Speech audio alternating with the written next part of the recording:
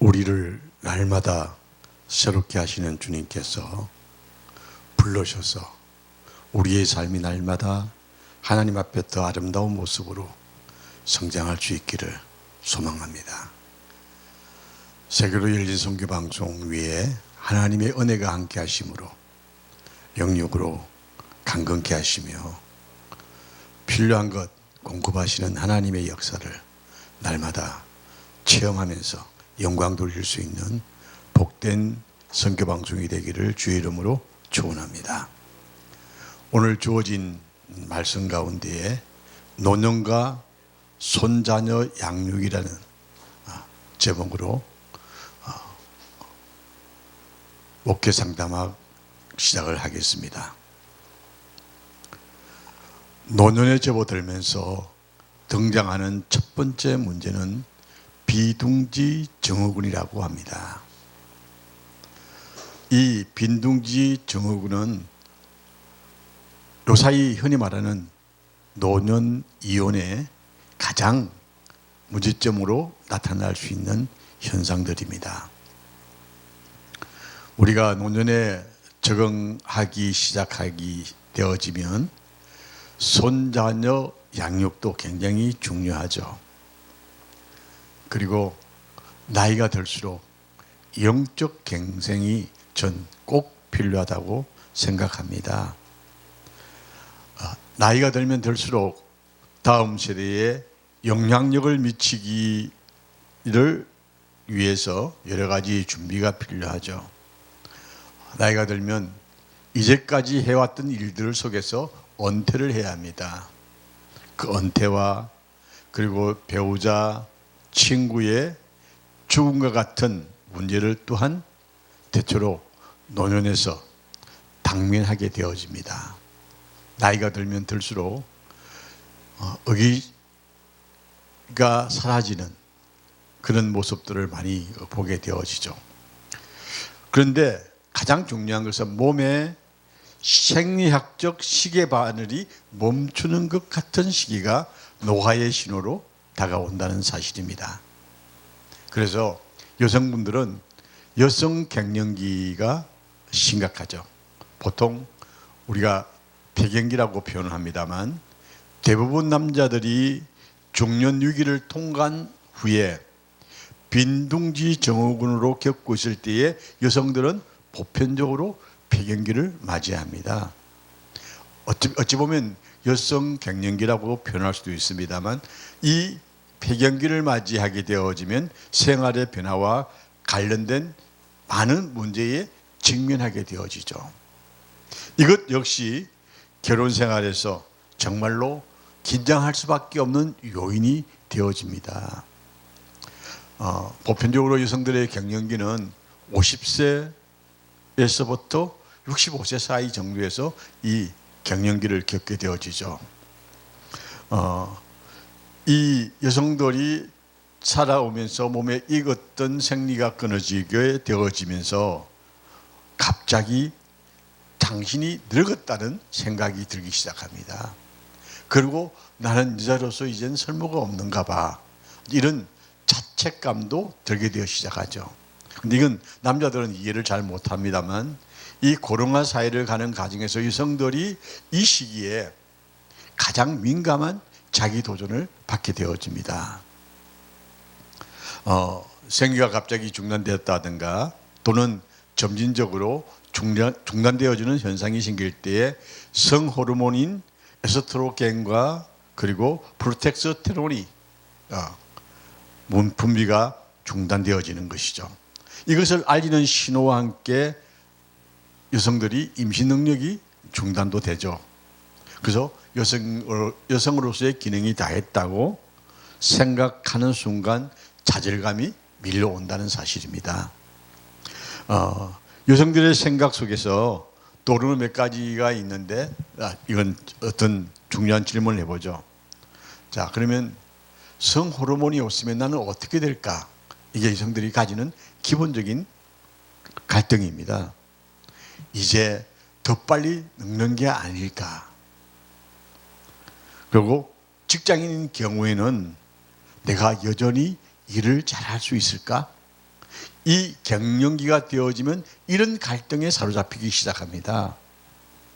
그리고요, 가정에 계시는 분들은 그때부터 심각한 고민이 오는 게 뭐냐면요, 내 남편이 나보다는 더 젊은 여자를 좋아하지 않을까, 이 갈등이 오기 시작하는 거예요. 그럼 이건 끊임없는 자기 아픔으로 고민하고 그러다가 마지막 결단이 뭐냐면, 내가 살아서 있어야 할 이유가 있을까? 이런 생각도 들어오는 게 우울증이라는 것들이 침노하면서 생기는 현상들이죠. 그리고 여성들에게 가장 큰 중요한 문제가 뭐냐면, 내가 이제 더 예뻐지지 않을 수밖에 없는 환경이 아닐까? 다시 말하면 나는 여성스러움을 잃어버리는 것이 아닐까 하는 생각입니다. 그러면서 골다공증이 오지 않을까 걱정도 하게 되어지고요. 그러면 이럴 때는 어떻게 해야 될까요? 호르몬 대체 요법을 받아야 하지 않을까? 이렇게 생각이 됩니다. 그러면서 자연요법이 좋을까? 그렇지 않으면 호르몬 대체 요법이 좋을까? 이런 영동 생각들을 떠오르게 합니다. 자, 이럴 때 교회가 어떻게 해야 될까요? 교회가 대신 아파 줄 수는 없겠죠. 대신 상처를 안을 수는 없겠지만, 교회가 이미 오래전에 이런 갱년기를 겪은 여성 중심으로 이런 것을 치료할 수 있는 요법들을 배우고, 그리고 그런 아픔을 있는 사람들에게 다가갈 수 있는 훈련도 필요하다는 이야기입니다. 교회는 공동체 아니겠습니까? 서로의 아픔을 치유하고 그리고 또 함께 나눌 수 있는 훈련이 필요하죠. 자, 갱년기가 오면 어떤 현상이 생기냐면요, 첫째, 얼굴이 달아오릅니다. 그리고 각종 통증이 오고 질건조증이라든가 방광 문제, 그리고 피부의 건조와 노화의 현상이 오게 되어지죠. 근데 이럴 때 잘 오는 게 뭐냐면요, 잠을 설치게 되어집니다. 그래서 정신 태도의 변화가 오기 시작하고 정서적 변화가 오기도 하고, 이렇게 갱년기에 오는 장기적인 변화들이 막 생기기 시작하면서 고민들을 기피하는 거예요. 그럴 때 남편들이 위로하지 않으면요, 공격성으로 바뀝니다. 내가 이 고생을 왜 했는데, 이래서 이제 그때부터 밖을 나돌기 시작할 수도 있는 요인이 작동합니다. 자, 이렇게 갱년기가 오면요, 심장혈관 장애가 필히 오게 되어집니다. 그리고 골다공증, 그리고 질수축이라고 그러는데 나빠지고 주로 아픔을 느끼게 되기 시작하죠. 자, 이런 환경에 처하시는 여성들의 갱년기에 어떻게 치료를 해야 할까요? 치료 방법을 교회가 가르쳐 줘야 합니다. 주로 이제 갱년기라고 그러죠. 폐경의 치료는 주로 의사의 손에 달려 있습니다. 그러나 부부 및 가족 치료를 하는 프로그램 속에는 다음과 같은 것을 도와줄 수가 있습니다. 이미 갱년기를 경험한 여성들을 모아서 정신적 그리고 실제 경험을 바탕으로 돕는 역할을 충분히 할 수 있다는 사실입니다. 그래서 그 어려움을 쉽게 넘어갈 수 있도록 도와주는 역할, 이게 여성교회에서 아마 이런 프로그램을 아마 짜야 되지 않을까 하는 생각을 해봅니다. 그리고요, 그러면 그분들이 모여서 폐경의 정세가 다 똑같지는 않습니다. 다 다양하기 때문에 폐경의 정세의 다양한 것들을 수집을 해서 나는 이렇게 겪었어, 나는 이렇게 겪었어 하는 이야기들을 모아서 자료를 만드는 겁니다. 그래서 적절한 어로 방법을 받을 수 있도록 돕는 것이죠. 그래서 이 갱년기가 오는 여성들에게 있어서는 결혼과 가정생활에 스트레스를 줄 수가 있기 때문에 빈둥지 증후군 치료와 함께 부부 치료가 종종 필요할 수가 있다는 겁니다. 어떤 분은 그래요. 우리는 옛날에 그런 거 없어도 다 잘 살았어. 그래요. 그때는 잘 살았습니다. 지금은 달라지고 있습니다. 우리 사회가 점차적으로 변화가 지식이 많아짐으로 인해서 생기는 여러 가지의 환경들이 있기 때문에 그러한 것들을 교회가 감지하고 그리고 알려줌을 통해서 서로가 함께 살아가는 아름다움들을 만들어가는 것입니다. 교회는 공동체잖아요. 혼자 아닙니다. 함께 가야 합니다. 오늘날 많은 사람들이 생각하기를 교회 가서 말씀만 잘 들으면 되지 뭘 또 공동체 생활을 해야 돼 그렇게 얘기하는데 아니에요. 교회는 나눔이 있어야 합니다. 저는 교회에서 늘 그렇게 이야기합니다. 전 교회는 안 믿습니다. 교회는 믿음의 대상 아닙니다. 그러나 교회는 사랑의 대상입니다. 사랑하지 않고는 우리가 함께 갈 수가 없다는 것이죠. 그래서 빈둥지 증후군을 치료하면서 이런 부부관계에도 치료가 필요하다는 이야기입니다. 그리고 남편과 아내 상방 간의 재확인들이 필요하죠. 그래서 공동체가 이런 일을 해줄 수가 있는 겁니다. 호르몬 대체법이나 자연요법을 받아들일 수 있도록 건면하는 것이죠. 그리고 식이요법과 운동도 필요합니다. 그리고 수면장애가 보편적으로 오기 때문에 그것도 돕는 역할이 필요하다는 겁니다. 자, 이렇게 우리 사회가 가면 갈수록 이러한 심각한 환경적 요인들이 작용하는데 대담자가 패배주의적 태도가 발생하지 아니하도록 긍정적인 자세를 가질 수 있도록 돕는 역할을 교회가 할 수가 있다는 겁니다. 그래서 교회가 준비만 되면 충분하게 우리 사회에 갈등을 갖는 갱년기 여성들을 도울 수 있다. 저는 그렇게 생각합니다. 그러면 여성만 갱년기가 있나요? 남성 갱년기가 있습니다. 남성에게 이 비경이라는 것은 없지만 여성과 마찬가지로 50세 이후 55세, 요새는 55세 정도 되겠네요. 55세 정도에 되어지면 여성과 비슷한 정서적, 정신적, 육체적 변화를 경험하게 되어집니다. 현이 결혼 생활의 주된 긴장은 이런 변화가 생길 때에 발생할 수 있다는 사실입니다. 남성들이 자기 신체의 변화를 느낄 때에 도피하고 싶은 심정을 갖게 되어진다는 것, 우리 심각하게 받아들여야 합니다. 자, 신체 변화는 어떻게 올까요? 첫째, 피로를 많이 느낍니다. 몸이 리듬이 바뀌기 시작하니까 피로를 느끼죠. 그리고 성욕 감퇴, 그리고 근육이 줄어들기 시작합니다. 그리고 남성의 성기가 수축이 되어지죠. 뭐 이런 것들을 느끼면서 남자들이 그때부터 불안해하고 어떻게 하지? 자기를 주체하지를 못합니다. 그리고 심한 경우는 그 발기부전이라고 그러죠. 그 오르가즘을 느끼지 못하는 그런 형태도 오기도 하죠. 그래서 호르몬 대체요법이 필요하다는 겁니다. 그래서 안드로겐이나 테스토스테론 같은 이런 호르몬제를 사용을 해서 이런 증상을 조금 완화시킬 수가 있습니다. 그리고 우리가 이러한 갱년기를 물리치기 위해서 비타민 E, 마그네슘, 아연, 뭐 인삼, 비타민 B 뭐 이런 그 약품을 통해서도 또 우리가 그 약간의 도움을 받을 수도 있습니다만 저는 기본적으로 신약은 쓰지 않는 걸로 원칙을 합니다. 신약은 화학적 반응을 일으켜서 또다시 다른 요소가 발생하기 때문에 될 수 있으면 신약은 쓰지 않고 우리 재래식 한약재를 사용한 그러한 것들을 얻을 수가 있으면 참 좋은데 안타깝게도 우리나라의 한약재들이 대부분 다 중국산입니다.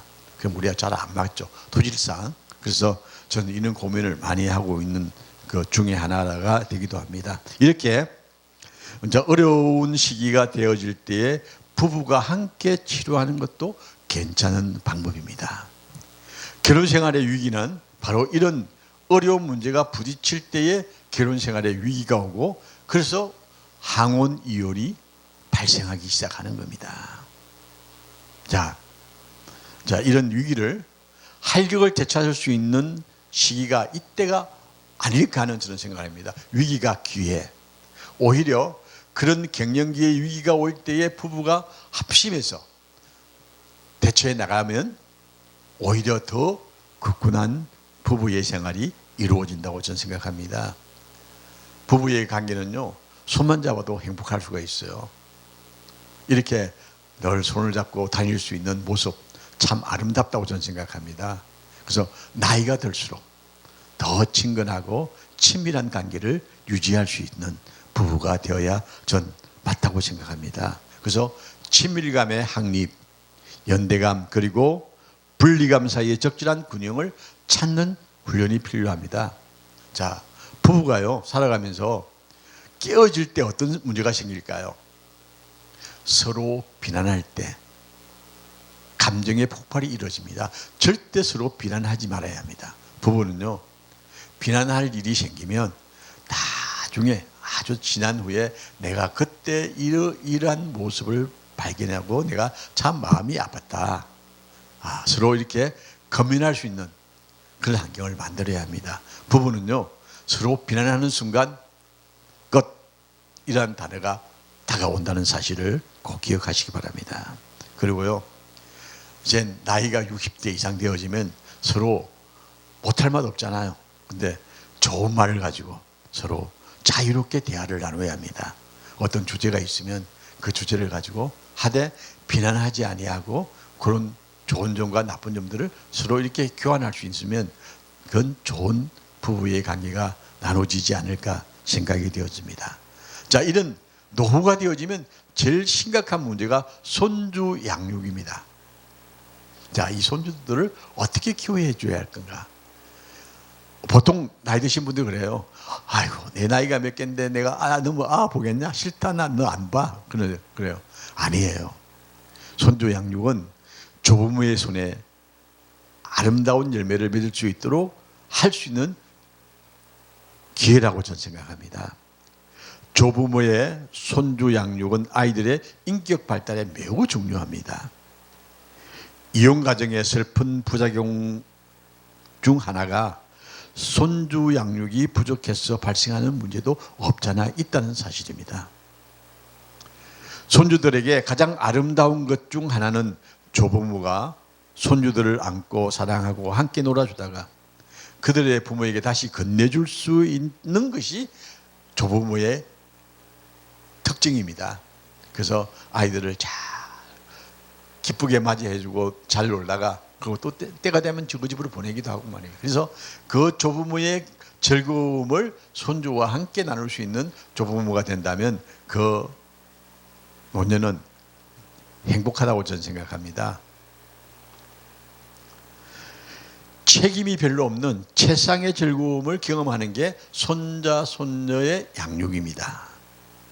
핵가족화 된 우리 사회는 갈수록 단절이라는 환경이 주어지죠. 이 단절이라는 환경이 조성되어지기 시작하면 학대 가족으로 나아갈 수 있는 것이 없습니다. 그래서 부모님은 1년에 한두 번 정도 전화하는 걸로 끝나는 사람들이 참 많잖아요. 그래서 손주가 왕래를 하기 시작하면 자녀와의 관계도 아름다운 관계로 만들어진다는 사실입니다.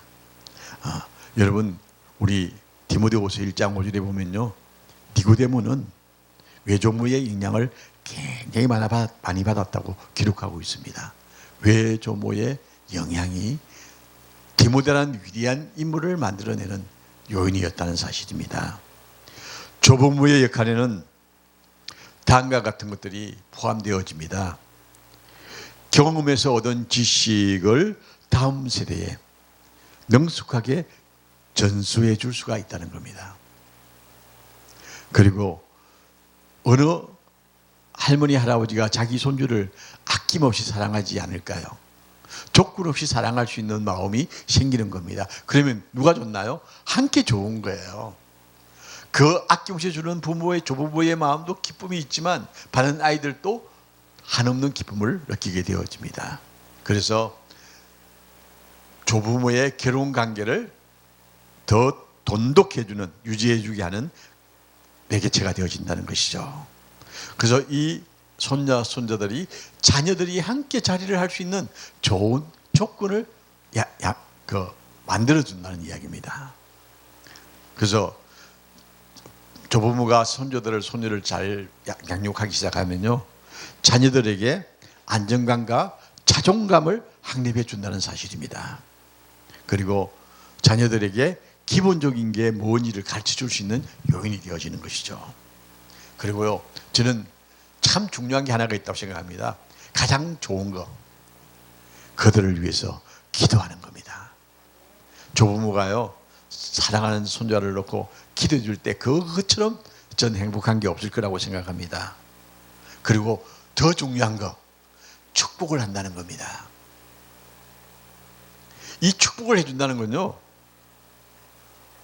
하나님의 주시는 특권입니다. 우리 모두에게 축복할 수 있는 권한을 주셨습니다.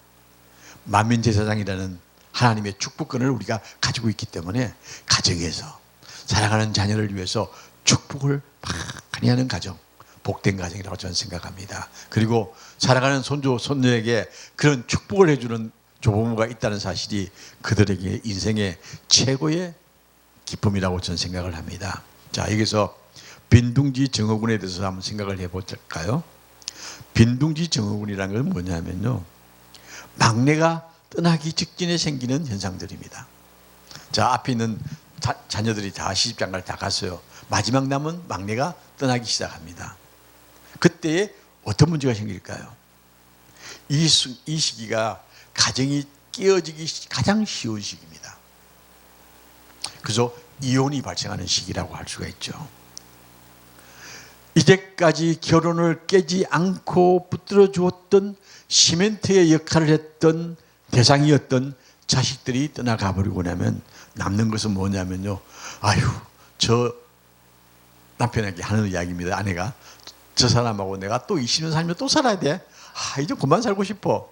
근데 아내만 그런 게 아니라 남편도 마찬가지입니다. 아, 저 지긋지긋한 잔소리꾼하고 내가 또 20, 30년을 살아야 돼. 이게 이제 비둥지 증후군이 시작하는 요인입니다. 자녀들이 떠나가고 남는 것이 무엇일까요? 아내들은 남편을 보면서 지긋지긋하게 생각하고, 남편은 아내를 보면서 잔소리꾼이라고 생각하면서 살아가야 한다는 것, 이게 빈둥지 증후군의 정상입니다. 그래서 이것이 중년 위기의 문제의 점에 지속성을 갖게 되어지죠. 보통 이 갱년기가 되어지면요, 혼란과 건태와 친밀감 결핍, 독립성 결핍, 각기 다른 흥미를 추구할 수 있는 요인들이 작용하죠. 그래서 나 이거 끝나고 싶어. 그래서 빈둥지 증후군이라는 것들이 우리 속에 들어오기 시작합니다. 여기에 영적 무관심이 있으면 더 빨리 다가온다는 사실입니다. 그래서 저는 부부가요, 한 교회를 다니는 게 제일 중요하다고 생각합니다. 근데 제가 아시는 분들 중에는요, 남편은 이 교회, 아내는 저 교회 다니는 사람들이 있어요. 그러면 영적 혼란이 옵니다. 그래서 부부는 한 교회에 함께 충성하는 게 가장 아름다운 모습이라고 저는 생각을 합니다. 자, 이러면서 부부들이 결혼이 유지되고 풍성해지기 위해서 다루어야 할 주된 문제들이 무엇일까요? 참 많습니다. 노와 더불어 비합리적 사고 영역에 관련된 인지 재구성이 필요하다, 저는 생각합니다. 제가 이제 상담학을 하면서 이런 기본적인 가족 문제를 정리를 해놓고 상담하게 들어가면 빠르게 이해가 되어집니다. 이런 문제가 발생했을 때에 인지 재구성을 어떻게 해야 할 것이냐, 결혼 생활에 활기를 부어넣는 일, 친밀감의 재확립, 영적인 부분에 있어서 비전과 부르심에 대한 새로운 감각을 받아줄 수 있는 그러한 자세가 갖추어지면 그 부분은 아름다운 결과를 낳게 되어질 줄로 압니다. 자, 노아는요, 적응하기에 달렸습니다. 어떻게 적응을 해야 될까요? 우리는 성경에 말씀하기를 하나님은 노년을 보살피신다고 시편 46편 4절에 말씀하고 있죠. 그리고 희끈희끈한 머리칼은 어로움을 함께 영광이라고 잠언 16장 30절에 말씀하셨습니다. 흰머리는 면류관이라고 했었죠. 그래서 이렇게 나이가 들면 들수록 그런 갈등의 요인들이 오실 때 아니야. 내가 이 노년은 이제 내가 하나님 앞에 갈 수 있는 참 위대한 길이라고 생각하고 자기를 제 새로운 감각, 비전과 부르심에 대한 자기의 감각을 받아들이면 정말 노년이 오히려 아름다워지기 시작할 것입니다. 노아 가정에 우리가 적응하기 위해서 노아 가정에 적응하도록 추진할 수 있는 자세가 필요하죠. 촉진해야 합니다. 적응이라는 건 무엇입니까? 인정하는 것 아니겠습니까? 그래서 현실을 수용하는 겁니다. 그래서 여성 갱년기나 남성 갱년기를 이해하는 것입니다. 그래서 자기의 몸이 노쇠화되어지는 데에 어려움을 이해를 하고 그리고 이해를 받아줄 수 있는 이웃들이 있어야 하는 것이죠. 자, 이때는 은퇴하는 시기 아니겠습니까? 은퇴를 준비하는 것도 지혜입니다. 은퇴는 자연스럽게 다가옵니다. 준비를 한다는 것은 현실을 인식하는 것이죠. 그래서 은퇴 시기를 유익이 되도록 자기가 만들어야 합니다. 후임자를 선택하든 지정하든 위임을 할 수 있는 준비도 해야 되고요. 그리고 중요한 건요, 재정 계획이 있어야 하지 않을까요? 나이 들면 수입이 작아지기 시작합니다. 그러면 내가 돈을 어떻게 사용해야 할까? 그것도 참 중요한 모습이라고 생각합니다. 전 30, 40대쯤 됐을 때 내가 아마 이런 생각을 했더라면 아마 이 고생 안 할 것 같아요. 근데 그때는 평생 내가 잘 될 것만 생각했거든요. 그러니까 나이 들면 들수록 일은 잘 안 되고 하고자 해도 의욕만 있을 뿐 성장되어지는 모습이 잘 없거든요. 그래서 우리가 나이가 들면 이 재정적인 부분에 굉장히 뭐랄까요, 위기감을 느낄 때가 참 많습니다. 그래서 재정 계획을 잘 세워야 합니다. 그런데 저는 이렇게 생각합니다. 하나님 나라에는 은퇴가 없습니다. 그래서 더 선교할 수 있는 기회가 되지 않을까. 그래서 재정적인 여유가 있는 게 좋다. 저는 그렇게 생각합니다. 그래서 자녀들의 도움이 필요한 시기입니다. 그렇다고 해서 물질적인 도움 아닙니다. 그래서 자녀들에게 꼭 말하고 싶은 것은요, 부모를 공경하는 올바른 태도를 유지해라 그러고 싶습니다. 자녀들이요, 부모에게 무관심해지면요, 부모들이 상처를 입습니다. 삐치게 되어지죠. 그래서 그런 것들이 없도록 자녀들을, 부모를 공경하는 훈련이 필요하다 저는 생각되어집니다. 그리고 사회적으로 적응할 수 있도록 자녀들이 부모님을 도와야 합니다. 사회적으로 적응이라는 게 참 다양하잖아요. 이게 범위가 너무 넓어서 어떻게 해석을 해야 될지 모르겠습니다만, 부모들이 밖에 나가서 위기감을 느끼고 위축되어지고 아픔을 느끼지 않도록 자녀들이 부모님에게 힘을 줘야 한다는 이야기로 마무리할 수가 있습니다. 그래서 적합한 주거를 찾고 가급적 양로시설에는 보내지 않아야 됩니다. 참 중요한 이야기인데요, 양로시설에 가면요, 그때는 인생 끝이라고 생각해야 됩니다. 제가 너무 극단적인 표현인지 모르겠습니다만, 우리 살아있을 때 자기 스스로 주거를 정확하게 정리를 해야 됩니다. 제가 얼마 전에 조그만 땅을 하나 샀어요. 근데 그 땅을 산 이유가 뭐냐면요, 텃밭 하나 하려고요. 그 이유는 나이 들어도 이렇게 가꾸는 재미가 있어야 된다 생각했었는데, 자, 이런 것들이 자기 노후 준비라고 생각합니다. 주거를 찾아야 합니다.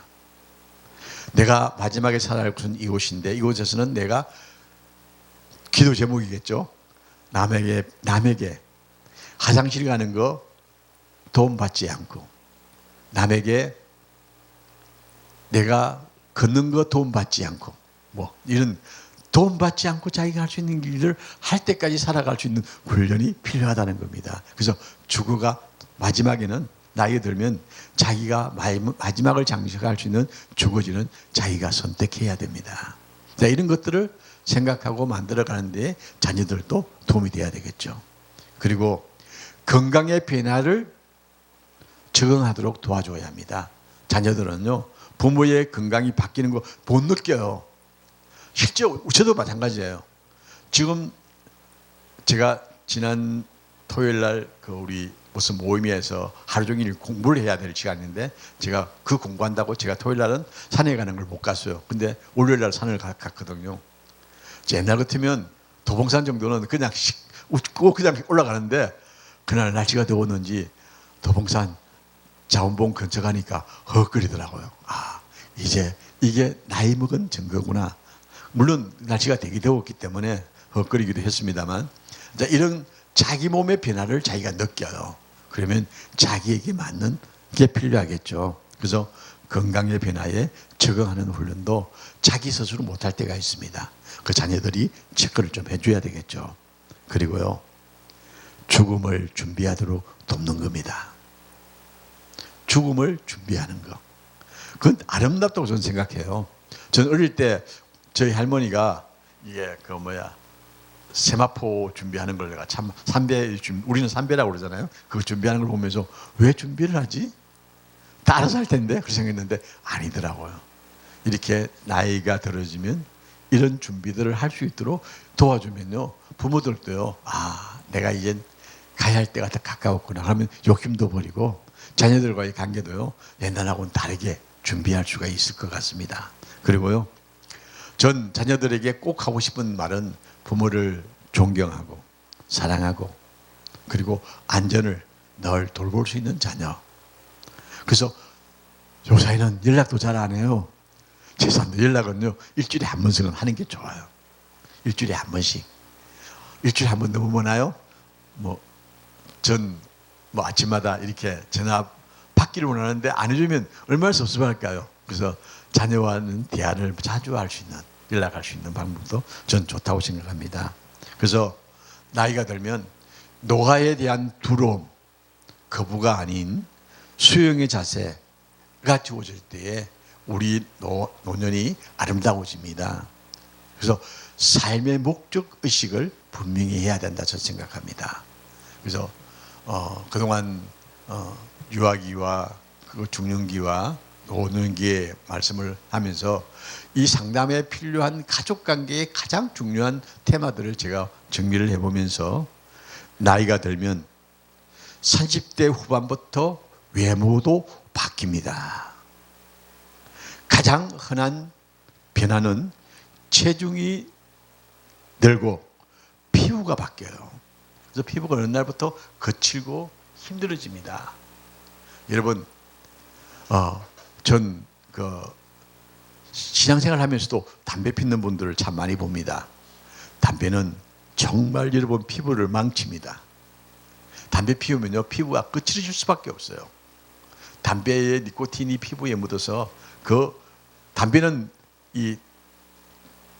그게 담배 니코틴이 나오는 게 뭐냐면 연기에 있거든요. 연기가 이게 피부에 붙으면 이 완전 피부를 망쳐버립니다. 그래서 담배는 무조건 끊으라고 저는 항상 이야기합니다. 담배는 피우면 안 된다고 저는 생각하는 사람인데, 이 외모를 갖다가 바꾸는 요인이, 피부를 변하게 하는 요인이 담배에 있다는 사실을 잊지 마시기 바랍니다. 그리고요, 머리칼이 줄어들고요, 흰머리가 생기기 시작합니다. 그러면 이제 내가 나이를 들구나 하는 느낌이 오죠. 저 아침에 그걸 보면 그런 느낌을 보거든요. 항상 머리가 많이 빠졌네, 빠지고 있네 이렇게 생각하면 좀 섭섭한 기분이 들어요. 근데 그럴수록 이제 내가 하나님께 가까이 갈 수 있는 기회야 생각하면 우리가 마음이 변할 것 같은 느낌입니다. 그래서 나이가 들수록 영성이 깊어질 수 있도록 만들어가는 것이 전 지혜다, 그렇게 생각합니다. 나이와 함께 지혜와 명철이 따라온다라고 욥기 12장 12절에 말씀하고 있죠.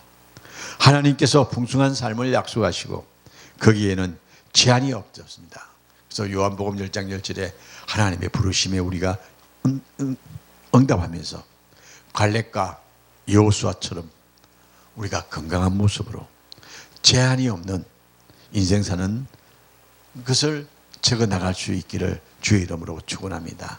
노년이 될수록 더욱더 우리가 하나님께 가까이 하고 하나님의 은혜 안에서 헤쳐나갈 수 있는 지혜를 모을 수 있기를 주의 이름으로 축원합니다.